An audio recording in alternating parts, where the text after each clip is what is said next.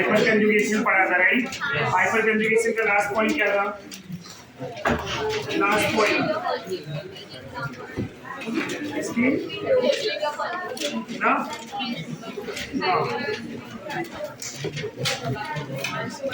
Hyper conjugation of toluene बताया था। Toluene now heat of hydrogenation, heat of hydrogenation, heat of hydrogenation.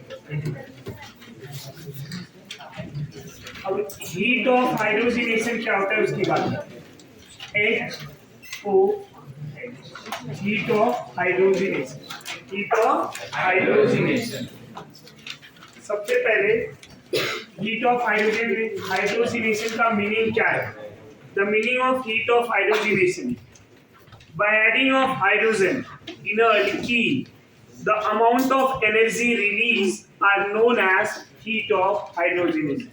जब आप hydrogen add करेंगे किसी अल्कीन में या किसी मॉलिक्यूल में, तो वहां पे जो एनर्जी रिलीज होगी during hydrogenation process are known as heat of hydrogenation. उसी को क्या बोलेंगे?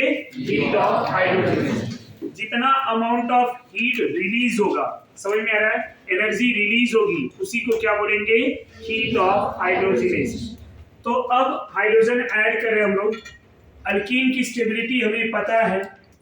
सबसे पहले इथीन मॉलिक्यूल ले रहा हूं, CH2 डबल बॉन्ड CH2। यहाँ पे 1 मोल हाइड्रोजन को ऐड कर रहे हैं, समझ में आ रहा है? 1 मोल हाइड्रोजन को ऐड कर रहे हैं, तो यहाँ पे ये बॉन्ड ऐसे तोड़ दिया, राइट? बॉन्ड तोड़ेंगे, एक एक हाइड्रोजन यहाँ पे जोड़ देंगे, ये मॉलिक्यूल CH3 में कन्वर्ट होगा। अब समझना ये है, ये CH2 डबल बॉन्ड CH2, इनमें 0 अल्फा H है, 0 अल्फा H, कोई अल्फा H नहीं है, तो इसका हाइपर कंजुगेशन नहीं, मतलब ये सबसे कम स्टेबल होगा, इसको बोलेंगे लीस्ट स्टेबल, राइट? और जिसकी स्टेबिलिटी जितनी कम उतना ही ज्यादा उसकी एनर्जी होगी, राइट? तो एनर्जी क्या हो जाएगा?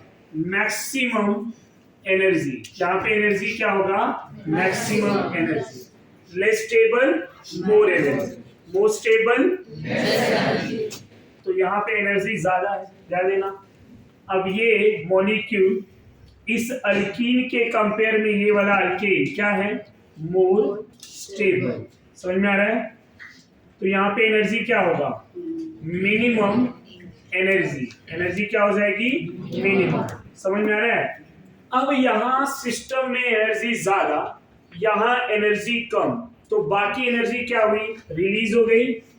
तो प्लस ये नेगेटिव डेल्टा एच, ये क्या इंडिकेट करता है? कि हीट रिलीज हो रहा है। क्या हो रहा है? हीट रिलीज हो रहा है। ये समझ में आ रहा है?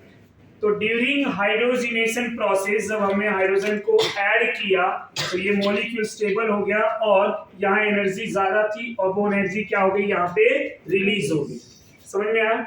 यहाँ क्वेश्चन कैसे पूछे जाएंगे कि कौन से मॉलिक्यूल में ज्यादा हीट ऑफ हाइड्रोजनेशन होगा। अभी तो मैंने एक मॉलिक्यूल का एग्जांपल बताया, अब यहाँ कितना एनर्जी रिलीज हुई होगी वो हमें जानने की जरूरत नहीं है, बट जब हम 3-4 एग्जांपल लेंगे तो वहां पे ये जानना इंपॉर्टेंट है कि किसमें ज्यादा और किसमें कम।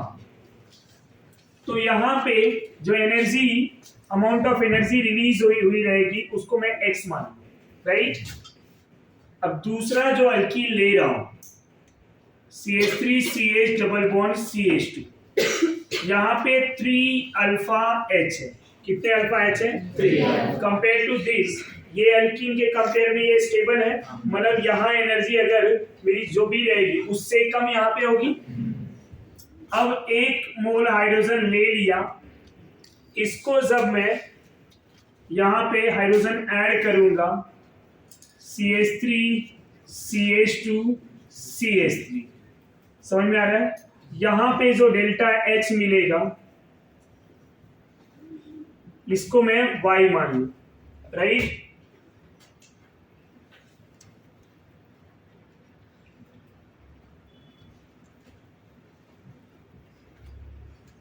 यहाँ इस तरह से H2। अब इसको जब ऐड करेंगे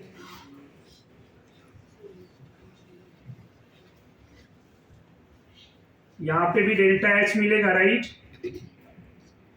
ये Z, XYZ, यहाँ कितने अल्फा H है? 6 alpha H। How many alpha H? 6 alpha H। 3 alpha H, 6 alpha H। समझ में आ रहा है आपको? 3 alpha H and 6 alpha H।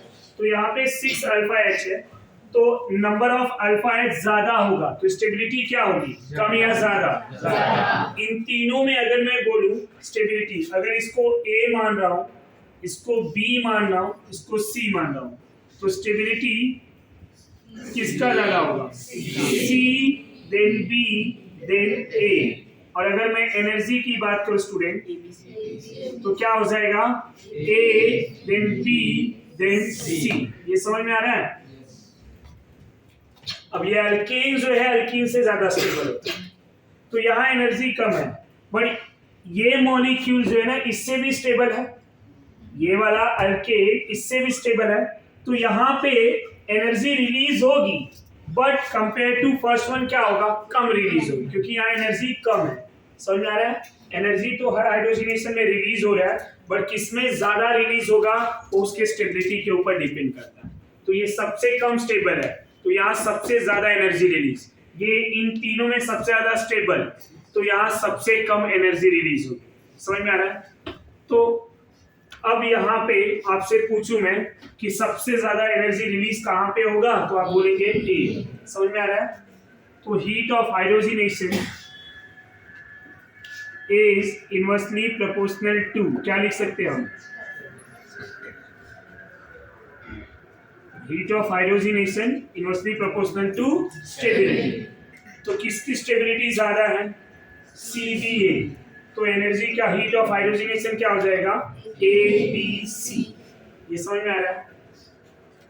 तो यहाँ पे ऑर्डर बना सकते हैं, heat of hydrogenation in example A is more than B then C। समझ में आ रहा है आपको? ऐसे कोई और एग्जाम्पल ले लूं मैं अगर एल्कीन की, तो क्या आप आंसर बता सकते हैं? दूसरा एक क्वेश्चन ले रहा हूं, समझो।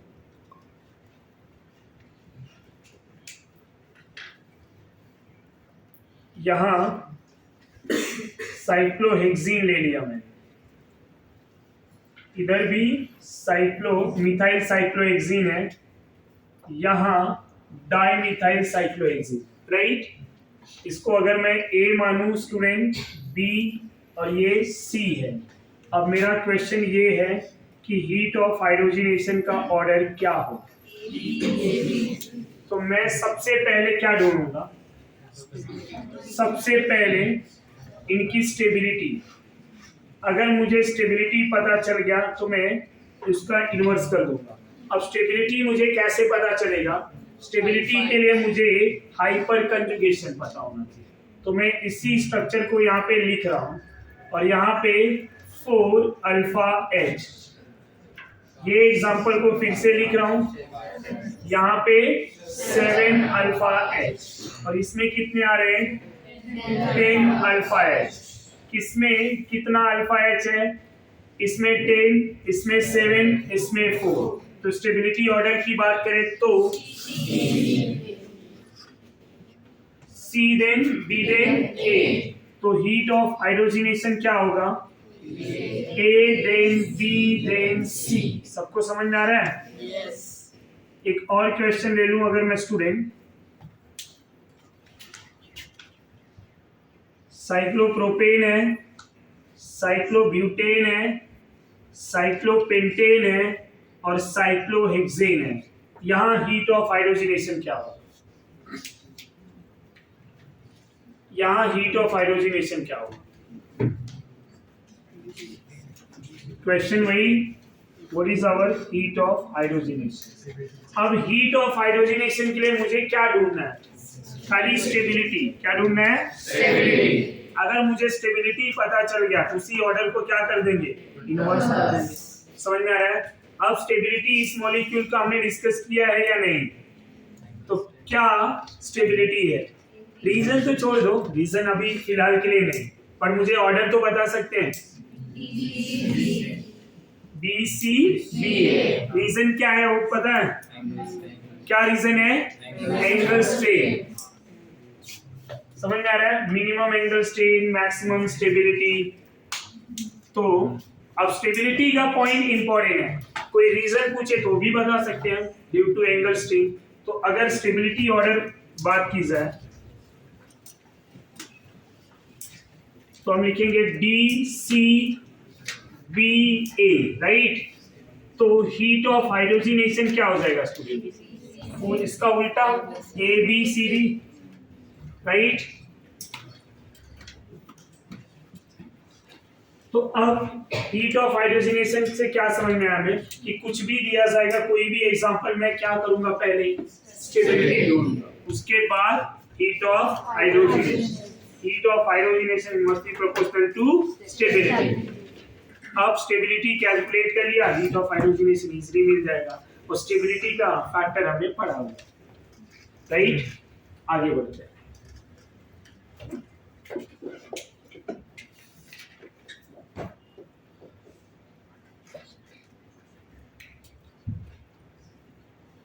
इलेक्ट्रोमेरिक इफेक्ट,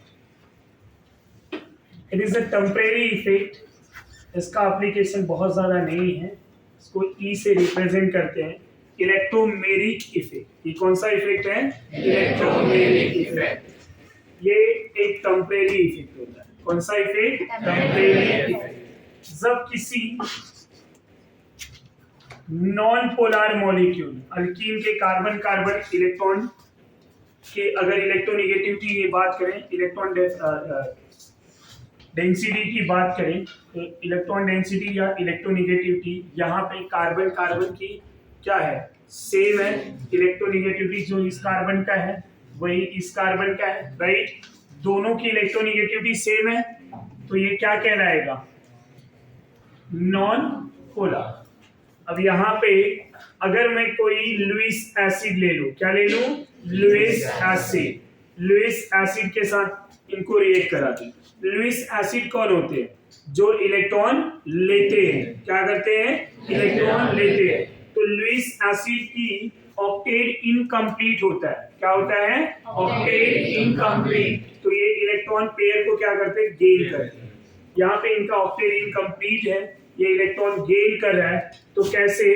पहले इनके बॉन्ड को तोड़ेगा, डबल बॉन्ड टूटा, अगर इलेक्ट्रॉन इधर गया तो ये माइनस और ये क्या हो जाएंगे? अब ये माइनस, ये इलेक्ट्रॉन डेफिशिएंट है ना, ये माइनस इसको इलेक्ट्रॉन दे देगा। अब यहाँ पे क्या हो जाएगा? ये CH2 CH2 Al Cl3। अब ये जो कार्बन है ये प्लस बन जाएगा, इसने इलेक्ट्रॉन लिया, ये माइनस बन जाएगा। समझा? अब यहाँ चार्ज क्रिएट हो गया। अब ये नॉन पोलर था, ये क्या हो गया? समझ में आ रहा है? तो यहाँ पे पोलैरिटी इंड्यूस्ड हो गई। पोलैरिटी का इंड्यूस्ड होना known as plus E effect. कौन सा effect? Plus E, plus electromagnetic. दूसरा, अगर मैं कोई पोलर मॉलिक्यूल ले लूं, कौन सा मॉलिक्यूल? पोलर। अब ये पोलर है, इसको जब भी हम किसी AlCl3 के साथ रिएक्ट करा दें, किसके साथ? AlCl3 के साथ, ये बॉन्ड टूट जाएगा, राइट। ये बॉन्ड टूटेगा और ये नेगेटिव, ये पॉजिटिव। इसके पहले ये क्या है? डेल प्लस और डेल माइनस। ये मॉलिक्यूल क्या है? पोलर। बट पोलैरिटी किसके बीच में है? कार्बन एंड ऑक्सीजन के इलेक्ट्रोनेगेटिविटी से। अब जब ये नेगेटिव हुआ तो इसके पास क्या करेगा? बॉन्ड बनाएगा। यहां इस तरह से ये OAlCl3, ये कार्बन प्लस और ये एल्युमिनियम माइनस। अब ये क्या हो गया? पोलैरिटी जो है इस कार्बन एंड ऑक्सीजन के इन बिटवीन का, यहाँ पे पोलैरिटी दूर जा चुका है, तो इसको क्या बोलेंगे? Polarity enhance. समझ में आ रहा है? Polarity enhance. यहाँ पोलैरिटी इंड्यूस हुआ, यहाँ पोलैरिटी इनहांस, मतलब पोलैरिटी दूर जा रहा है, यहाँ पोलैरिटी डेवलप हो रहा है। ये समझा आपको? इसको बोलेंगे माइनस ई इफेक्ट। समझा आपको? After this application of GOC. अब हम जीओसी के एप्लीकेशन की बात करेंगे। इन विच फर्स्ट एग्जांपल बॉन्ड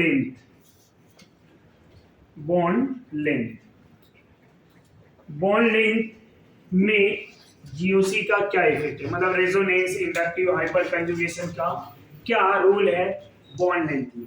तो बॉन्ड लेंथ से पहले मैं आपको बॉन्ड लेंथ का बेसिक पॉइंट बता दूं कि बॉन्ड लेंथ ऑर्डर कैसा होता है।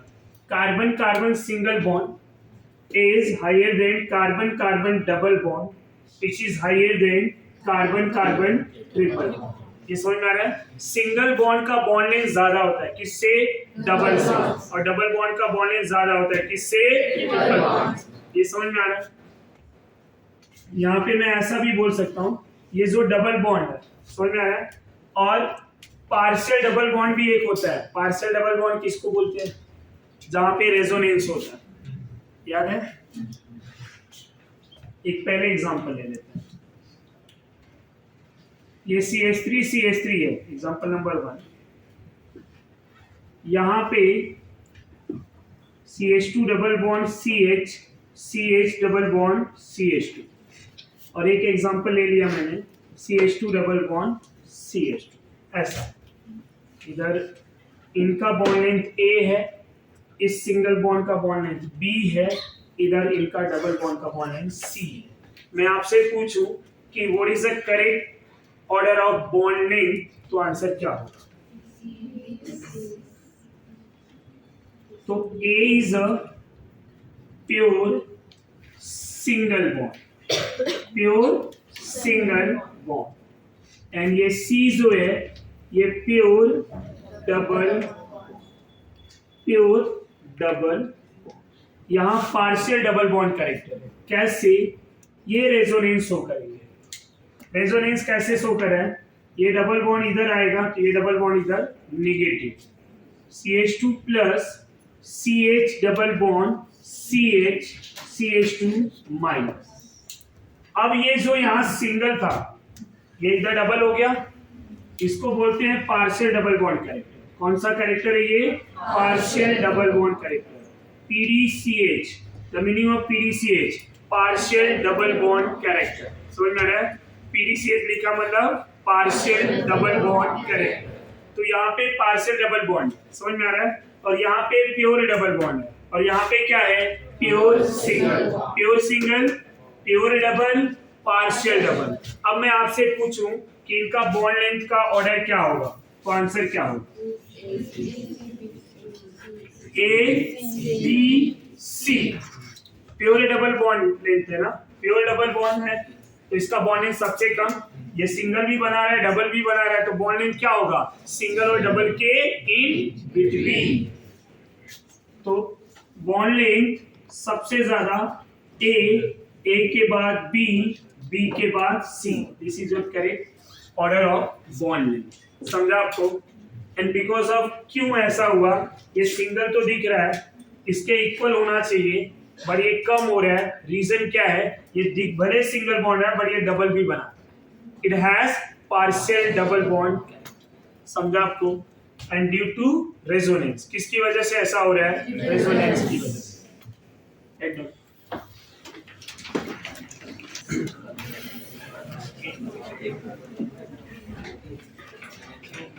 सेकेंड एग्जांपल बॉन्ड लेंथ का।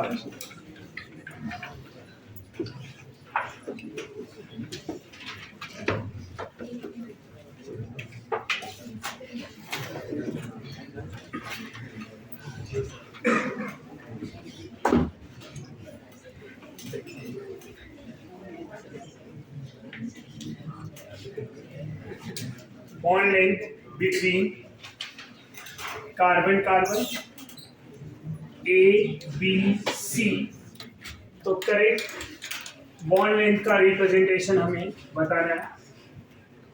बॉन्ड लेंथ डिक्रीजिंग ऑर्डर में राइट, ABC में क्या होगा? किसका बॉन्ड लेंथ ज्यादा, ABC में। अब यहाँ सोचना है हमें। अब देखो ये जो है ना डायरेक्टली ऐसा कुछ नहीं कि आंसर आ जाएगा, पर यहाँ ये सोचना है कि हमें क्या अप्लाई करना है, बॉन्ड लेंथ के लिए क्या अप्लाई करना है। यहाँ डबल बॉन्ड है, इधर भी डबल बॉन्ड है, इधर भी डबल बॉन्ड है, दिखने में सब में डबल बॉन्ड है। क्या यहाँ इंडक्टिव अप्लाई करूं? नहीं। रेजोनेंस अप्लाई करूं? नहीं। हाइपर कंजुगेशन अप्लाई करूं? तो हाँ। रीजन पे आएंगे। Why hyper? तो ये डबल बॉन्ड है, ये कार्बन अल्फा कार्बन, कितना अल्फा हाइड्रोजन है यहाँ पे? 4, यहाँ पे 7, यहाँ पे 10। अब हाइपर कंजुगेशन तो हो रहा है, बट ड्यूरिंग हाइपर कंजुगेशन क्या होगा ये जानना जरूरी है या ना, कि ड्यूरिंग हाइपर कंजुगेशन होगा क्या, इस डबल बॉन्ड का क्या होगा। जब ये समझ गए तो आपका आंसर आ गया। नहीं समझा तो अब एक कोई भी स्ट्रक्चर का हाइपर कंजुगेशन ड्रॉ कर लेते हैं। अल्कीन का हाइपर कंजुगेशन कैसा होता है वो याद है? अगर मैं यहाँ पे बात करूं, इस कार्बन पे 2 हाइड्रोजन होते हैं, राइट, ऐसा। अब ये क्या करेगा ड्यूरिंग हाइपर कंजुगेशन, ये इस तरह से एक हाइड्रोजन में यहाँ डबल बॉन्ड बना दूं तो ये डबल बॉन्ड टूट के क्या हो जाएगा। अब डबल बॉन्ड किस में जा रहा है बोलो जरा, सिंगल बॉन्ड में ना। डबल बॉन्ड किस में जा रहा है? सिंगल बॉन्ड में। और यहाँ क्या हो रहा है? Double bond. इसका एक हाइड्रोजन ऐसे, एक हाइड्रोजन प्लस, यहाँ मिला माइनस। ये समझ में आ रहा है? तो ओवरऑल चार्ज भी न्यूट्रल ही है, प्लस एंड माइनस न्यूट्रल। तो ये हाइड्रोजन इस तरह से, जो डबल बॉन्ड इधर था ये हो गया। और मैंने बॉन्ड लेंथ किसका पूछा है? इस दोनों कार्बन के बीच में, राइट। तो अब तो यहाँ ये डबल था, यहाँ क्या हो रहा है? सिंगल। पर ये कितनी बार सिंगल बनेगा? जितनी अल्फा हाइड्रोजन होगी। नहीं समझा? जितना अल्फा हाइड्रोजन होगा उतना हाइपर कंजुगेशन, और जितना हाइपर कंजुगेशन उतनी बार ये क्या होंगे? डबल बॉन्ड से सिंगल। ये पॉइंट क्लियर हो रहा है या नहीं? तो अब ये ढूंढ लो कि किसके पास कितना अल्फा। ये वाले जो स्ट्रक्चर है इसमें 4 अल्फा आया ना, 4 अल्फा हाइड्रोजन, यहाँ पे 7 अल्फा हाइड्रोजन, यहाँ पे 10 अल्फा हाइड्रोजन। अब इसमें क्या हो रहा है? 4 टाइम ये सिंगल बॉन्ड बन रहा है, ये 7 टाइम, ये 10 टाइम, तो ये मैक्सिमम टाइम सिंगल बॉन्ड बन रहा है ना। तो सिंगल बॉन्ड का बॉन्ड लेंथ क्या होता है? कम या ज्यादा? और यहाँ पे इससे कम, इसका सबसे कम। तो बॉन्ड लेंथ का करेक्ट ऑर्डर क्या होगा? CBA। ये आंसर समझा या नहीं? ये समझ में आ रहा है कि why correct answer is CBA because of hyperconjugation, more number of hyper conjugation, more time this double bond converted into single bond। जितनी बार हाइपर कंजुगेशन होगा उतनी बार ये डबल बॉन्ड सिंगल में जा रहा है। तो यहाँ सबसे ज्यादा हो रहा है, तो सिंगल बॉन्ड बनने के चांस सबसे ज्यादा इसका है, फिर इसका, फिर इसका। And as we know single bond length is maximum, then double bond, then triple bond. ये समझ में आया? तो अब हाइपर कंजुगेशन का भी एग्जांपल हम समझ लिए। तीसरा एग्जांपल मैं ले लूं यहाँ पे स्टूडेंट,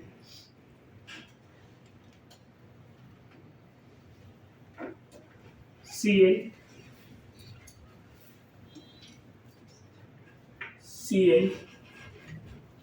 एक बार क्वेश्चन पूछा गया है ऐसे सबके आपके नील एग्जाम में। अब ये A, ये B और ये C, ABC हो गया। अब वही पुराना bond length of carbon and chlorine in decreasing order. कौन से ऑर्डर में? डिक्रीजिंग। ये कार्बन क्लोरीन के बीच में जो बॉन्ड लेंथ है जो मैंने रिप्रेजेंट किया है, वैसे मैंने ABC मेंशन भी कर दिया, जरूरी नहीं कि वो एग्जामिनर मेंशन भी करे। ऐसा क्वेश्चन दे दिया ना, कार्बन क्लोरीन के बॉन्ड लेंथ, तो मतलब इनकी और इनकी बात करेगा, आया ना। अगर मैं ABC ना भी लिखूं, यहाँ लिखा क्या है? Bond length of carbon chlorine in decreasing order. तो कार्बन क्लोरीन तो ये बॉन्ड लेंथ और इनकी बात करें। समझ में आ रहा है या नहीं आ रहा है? तो अब ABC में किसका आंसर क्या होगा? डिक्रीजिंग ऑर्डर में हमें लिखना है। तो हाउ टू राइट?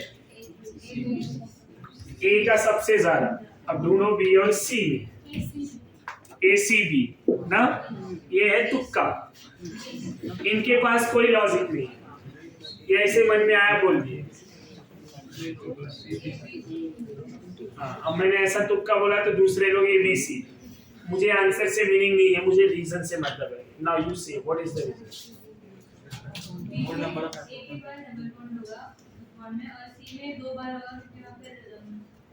बी में रेजोनेंस नहीं होगा, पर एक ही बार डबल हाँ, और इसमें दो दो ही बार होगा।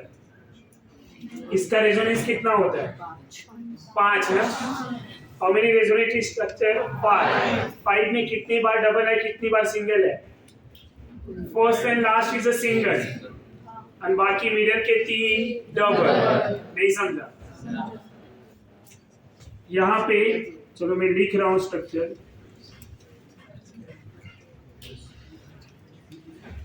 हम लिखेंगे प्योर, क्या लिखूं मैं? Pure single. ये बॉन्ड जो है पार्शियल डबल बॉन्ड कैरेक्टर। समझ में आ रहा है या नहीं आ रहा है?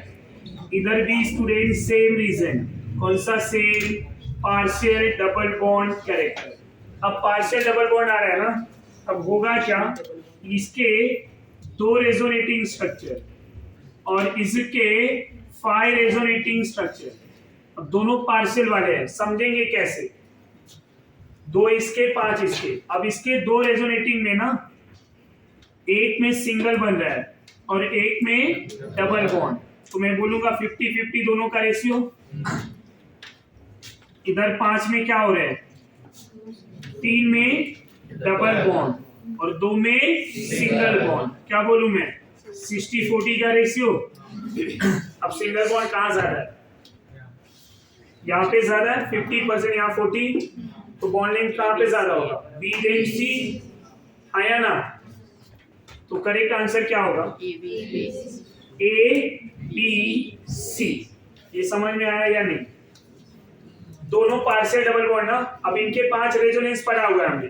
5 में से 2 जो है क्या होते हैं? Single bond, first and last वाले। यहाँ ये सिंगल है, इसका जब रेजोनेंस बढ़ाएंगे तो डबल बन जाएगा।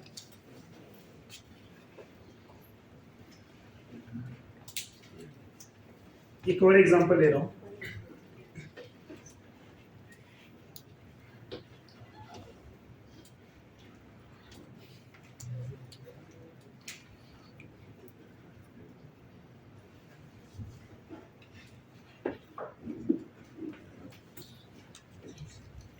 ये तो सेम ही क्वेश्चन है, right?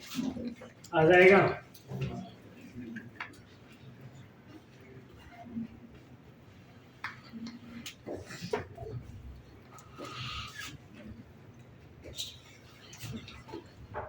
Bond length between carbon oxygen in decreasing order. आएगा ये लास्ट वाला, ये तो आ जाएगा। इस सेम टू सेम इसके जैसा है, खाली Cl की जगह क्या आया है? OH। समझ में आ रहा है? तो इसका आंसर लिख पाएंगे पक्का? क्या आंसर होगा? हाँ, CBA। What about this? इनका पहले स्ट्रक्चर पता होना चाहिए। ऐसा CO2 का स्ट्रक्चर पता है किसी को? और CO3 का पार्शियल डबल बॉन्ड है, रेजोनेंस इधर भी होगा, ये रेजोनेंस होंगे, तो इसका रेजोनेटिंग हाइब्रिड लिखूं तो ऐसा होता है। यहाँ इक्वल आरएस होता है, -2/3 ना। 2 चार्ज तीनों कार्बन पे घूमेंगे, ये पार्शियल डबल बॉन्ड टाइप है, ये प्योर डबल बॉन्ड, ये ट्रिपल बॉन्ड। क्या होगा बॉन्ड लेंथ? बोलो जरा, CBA। समझ में आ रहा है? तो तो पहले स्ट्रक्चर पता होना चाहिए। आंसर के पीछे जाओगे, स्ट्रक्चर ड्रॉ नहीं करोगे तो ये भी आंसर नहीं है।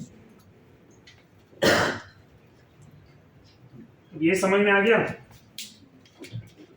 बॉन्ड लेंथ के बाद second application dipole moment.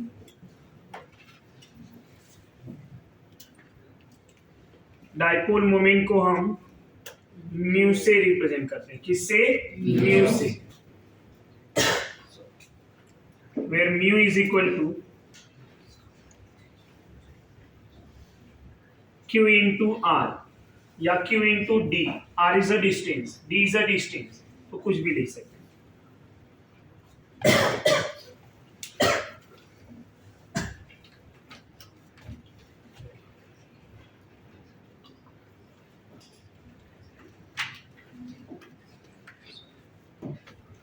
Q into R। अब Q क्या है? चार्ज। R क्या है? Distance. Distance between two opposite charge. यहाँ Q है ना, तो Q में Q प्लस Q माइनस होंगे। दो opposite charge, Q plus and Q minus.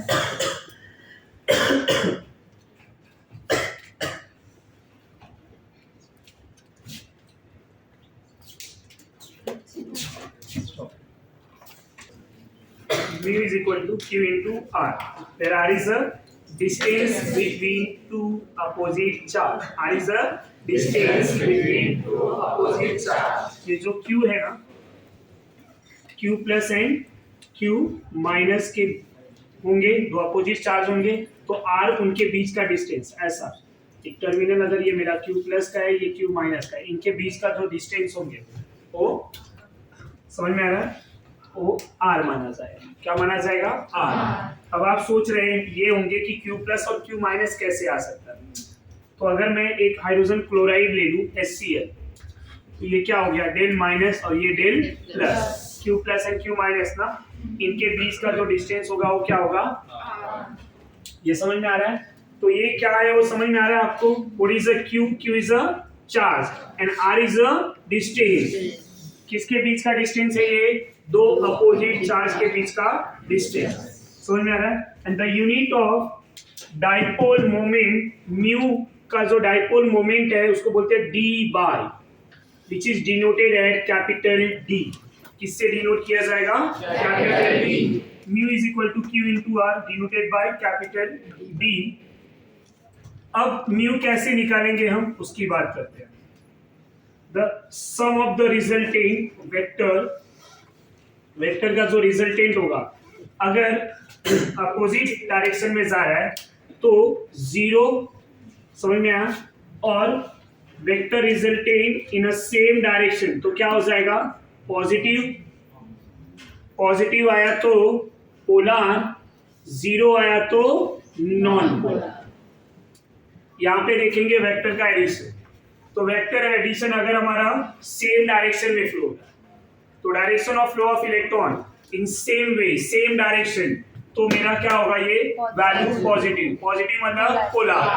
यहाँ पे opposite direction non polar. Opposite में क्या होगा? कैंसिल टू ईच अदर ना, एक दूसरे को कैंसिल कर देंगे तो 0 हो जाएगा, उसको क्या बोलेंगे?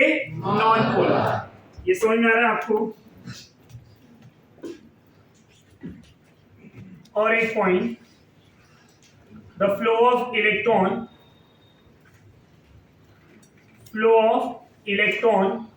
From less electronegative to more electronegative. Less electronegative to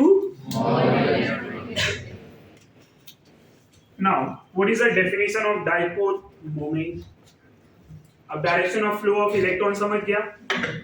dipole का मतलब क्या होता है? डाइपोल ना, डाइपोल का मीनिंग क्या है? तो two opposite charge create at very short distance are known as dipole. उसको क्या बोलेंगे? Dipole. The two opposite charge create at very short distance are known as dipole, and the direction of flow of electron are known as dipole moment. The direction of flow of electron are known as dipole moment. ये point समझा? two opposite charges created at very short distance are known as dipole and the direction of flow of electron are known as समझा? तो हमें ये ध्यान देना। अब यहाँ पे एक पॉइंट और, डेल्टा En इलेक्ट्रोनेगेटिविटी का डिफरेंस जितना ज्यादा होगा इंक्रीजेस म्यू वैल्यू इंक्रीजेस, समझा? जितना ज्यादा डेल्टा En का डिफरेंस उतना En की वैल्यू उतना म्यू की वैल्यू होगा। कुछ एग्जांपल ले लें, अगर हम HCl ले लिया, HBr ले लिया और HI ले लिया, अब मैं यहाँ पे डाइपोल मोमेंट पूछूं तो पहले तो इलेक्ट्रॉन कैसा फ्लो होगा, हाइड्रोजन से क्लोरीन की तरफ, यहाँ एक ही है, राइट, ये ऐसा फ्लो हो रहा है।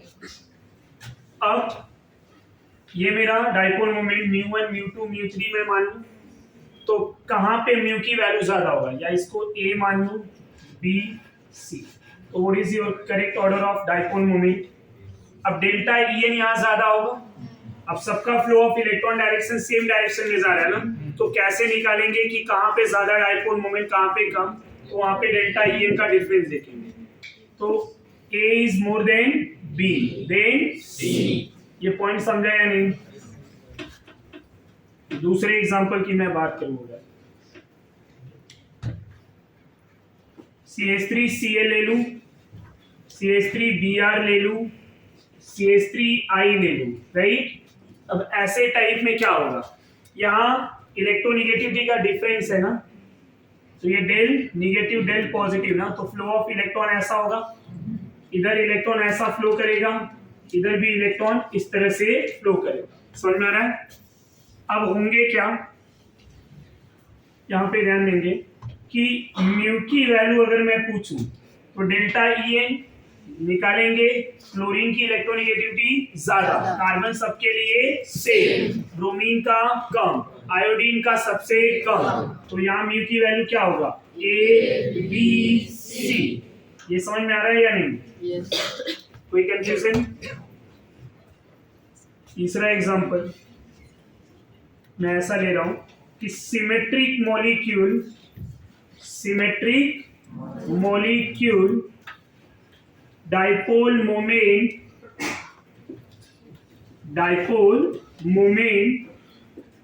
Mu value 0, dipole moment mu क्या होंगे, 0, सिमेट्रिक में 0, कोई भी सिमेट्रिक मॉलिक्यूल होगा वहां पे उनका डाइपोल मोमेंट क्या होगा, 0।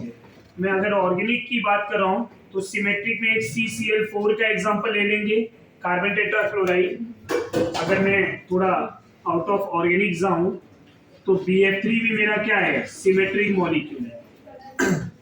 यहाँ स्टूडेंट इलेक्ट्रोनेगेटिविटी का डिफरेंस तो है, पर ये मॉलिक्यूल कैसा है, सिमेट्रिक है, समझ में आया? सिमेट्रिक के केस में वो हमेशा क्या होंगे, उनका डाइपोल मोमेंट 0, तो इसका भी म्यू की वैल्यू क्या आएगा, 0, यहाँ पे भी म्यू की वैल्यू 0, ये समझा?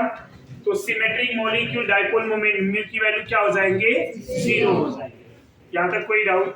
यहाँ हम ऐसा बोल सकते हैं कि -I के नेचर की वजह से डाइपोल मोमेंट ऐसा हो रहा है। अब जो मैं GOC यहाँ पे उसका एप्लीकेशन बता रहा हूँ, तो प्योर एप्लीकेशन डाइपोल मोमेंट में कहाँ पे आएगा, वो एरोमेटिक कंपाउंड में आएगा। ये तो आपको बेसिक बता रहा हूँ मैं, एग्जाम्पल डाइपोल मोमेंट का एक बेसिक एग्जाम्पल कि ऐसे ऐसे होते हैं, बट हमें मेन क्या पढ़ना है, एप्लीकेशन ऑफ GOC का डाइपोल मोमेंट, राइट, वो बेंजीन के रिलेटेड होगा। और इससे भी ज्यादा बेसिक जो डाइपोल मोमेंट हमें पढ़ना है वो हम बॉन्डिंग वाले टॉपिक में पढ़ेंगे, समझ में आ रहा है? तो फिलहाल तो ये तीनों एग्जांपल में कोई कंफ्यूजन, कोई डाउट?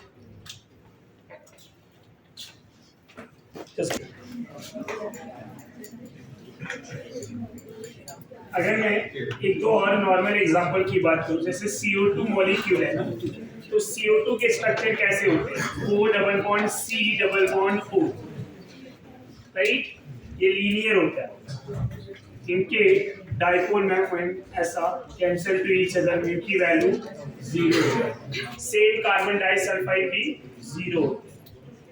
अब मेरा जो मेन एग्जांपल स्टार्ट होगा एरोमेटिक के लिए।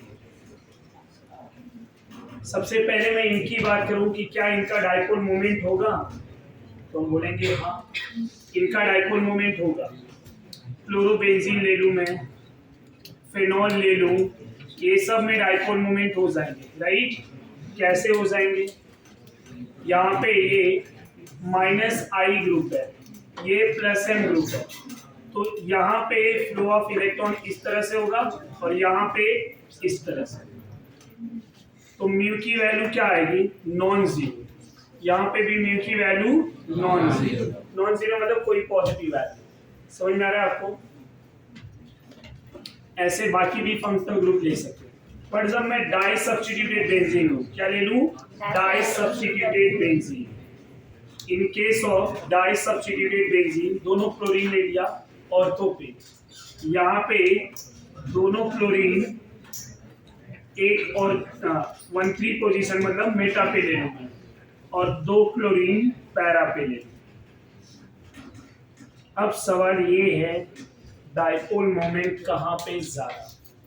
ऐसे टाइप के क्वेश्चन पूछे जाते हैं, ग्रुप कुछ भी हो सकता है। तो एट विच प्लेस या eight which structure having maximum dipole moment? कौन से वाले प्लेस पे? ऑर्थो वाले पे, मेटा पे, पैरा पे? कहाँ पे? पैरा पे सबसे ज्यादा। वेरी गुड, क्या बात है। पैरा पे सबसे ज्यादा और ऑर्थो पे सबसे कम। और ये सवाल का जवाब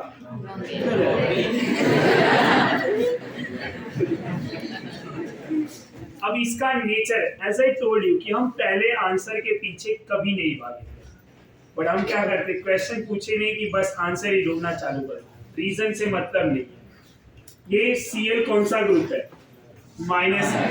ये Cl, इधर भी Cl, ये सब -I वाले है ना। अब -I क्या करता है? इलेक्ट्रॉन डोनेट करता है या विड्रॉ करता है? तो ये ऐसा विड्रॉ, डायरेक्शन इस तरह से होगा, इधर भी डायरेक्शन कुछ इस तरह से होंगे, यहाँ पे डायरेक्शन ऐसा, राइट आया ना। और इधर डायरेक्शन कैसा हो रहा है जरा देखिए, अपोजिट ना। तो ये तो डायरेक्टली जीरो, और यहाँ हम क्या बोल रहे थे? मैक्सिमम, और जो क्या है? जीरो। समझ में आ रहा है? यहाँ पे एंगल कम है, यहाँ 180, अपोजिट डायरेक्शन 0, यहाँ 60, 120, तो म्यू की वैल्यू क्या होगा? Ortho Meta. समझ में आ रहा है या नहीं? ये समझा ऐसा क्यों हुआ, राइट। नेक्स्ट एग्जांपल,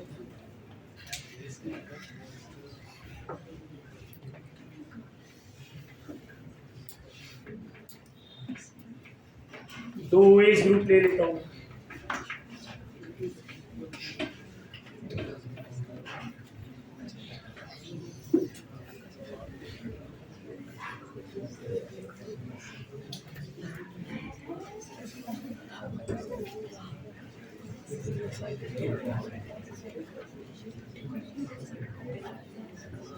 कहां पे डाइपोल मोमेंट ज्यादा? सबसे ज्यादा। अब पहले ना ये सोचना होगा कि OH का नेचर क्या है। What is the nature of OH? +N। कौन सा ग्रुप है? +N। तो +N ग्रुप है तो क्या करेगा? ये ऐसा रेजोनेंस देता है, राइट। मतलब इलेक्ट्रॉन किधर ले रहा है? टुवर्ड्स रिंग, ये भी टुवर्ड्स रिंग, ये ऐसा जा रहा है, आया ना। और इधर दे आर अपोजिट। समझ में आ रहा है? तो यहाँ पे म्यू की वैल्यू क्या होगा? Ortho Meta para. समझ में आ रहा है आपको? आया ना।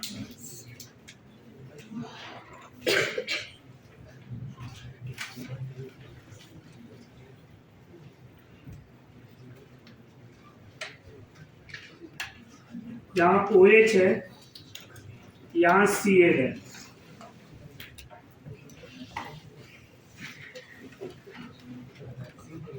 OH है, Cl है।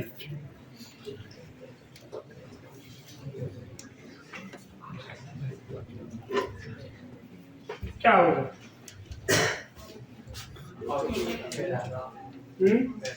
पैरा सबसे कम। अच्छा, सबसे ज्यादा क्यों? सेम डायरेक्शन में ज्यादा। कैसे? क्योंकि प्लस एम ऐसा इलेक्ट्रॉन दे रहा है और ये इस तरह से इलेक्ट्रॉन ले रहा है, राइट? इनका direction of flow of electron same है, तो यहाँ म्यू की वैल्यू सबसे ज्यादा कहाँ पे? पैरा। सबसे कम और तो फिर मेटा। समझ में आ रहा है आपको? यहाँ तक कोई डाउट? अब वो ग्रुप को देखना रहता है कि ये ग्रुप का नेचर क्या है, प्लस एम है, प्लस आई है, हाइपर कंजुगेशन है या क्या है। समझ में आ रहा है आपको?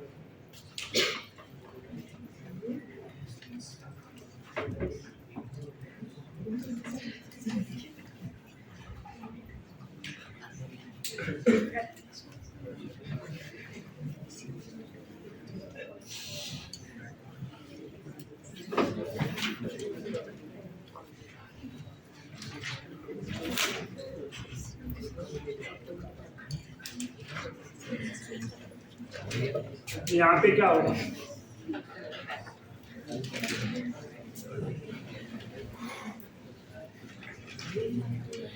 हाइपर कंजुगेशन इलेक्ट्रॉन देता है ना, यस और नो? अब भले ये ग्रुप क्या है, अपोजिट वाले, दो अलग, बट इनके नेचर लगभग सेम है। दोनों इलेक्ट्रॉन डोनर ग्रुप ईडीजी वाले हैं, वो था ईडीजी ना। समझ में आ रहा है या नहीं?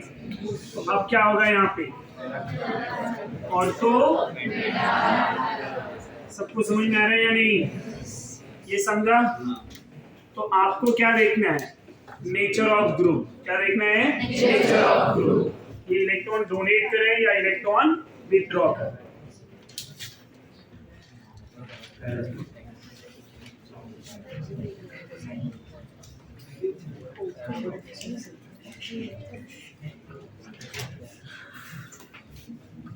ओएच के बहुत सारे एग्जांपल हो चुके हैं।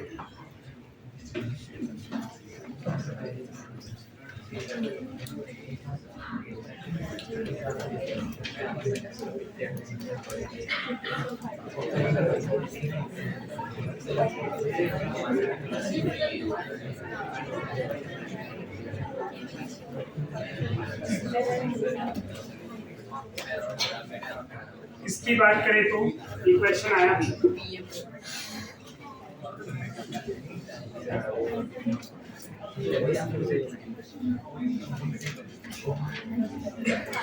ये वाले क्वेश्चन, ये क्वेश्चन में कौन नॉन जीरो है, ये क्वेश्चन बता कि अभी ये जो क्वेश्चन है किसमें dipole moment zero.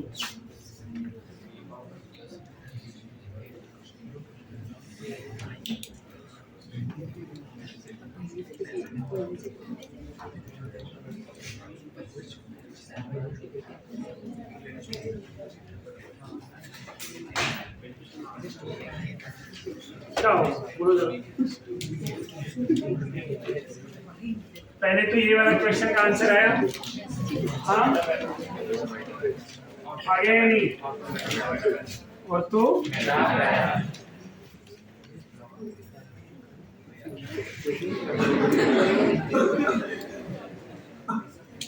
Nature of group, ये प्लस एम, ये माइनस एम, ये ऐसा इलेक्ट्रॉन देगा और ये ऐसा विथड्रॉ करेगा।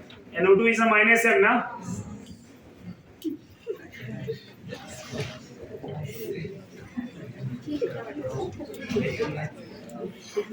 क्या हो गया? ये समझा या नहीं? इसलिए plus M, minus M, plus I, minus I, ये सब पढ़ा चुका हूँ। अब खाली उसको अप्लाई करना है। इधर बोला है कि म्यू जीरो कहाँ पे होगा, at which place mu equal to zero. ये तीनों एग्जांपल में किसका म्यू जीरो है? यहाँ कोई आई, कोई हाइपर, कुछ भी नहीं, स्ट्रक्चर देख के बताना है।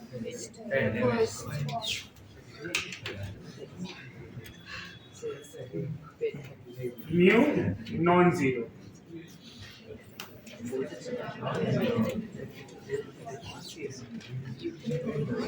देखो जरा, अपोजिट में जा रहा है या नहीं? और इसी मॉलिक्यूल के दो फॉर्म है, एक जीरो और एक नॉन जीरो। तो ये भले छोटी वैल्यू रहेगी बट नॉन जीरो रहेगा, एग्जैक्ट जीरो नहीं रहेगा। समझ में आ रहा है? एग्जैक्ट जीरो कभी नहीं रहेगा। यहाँ तक कोई डाउट? समझ में आ रहा है? तो इतना आपका ये डाइपोल मोमेंट के एग्जांपल है जो हमें क्या करना है, पूरा सॉल्व करना है और रिवाइज करके आना है नेक्स्ट लेक्चर में अगला टॉपिक हम डिस्कस करेंगे।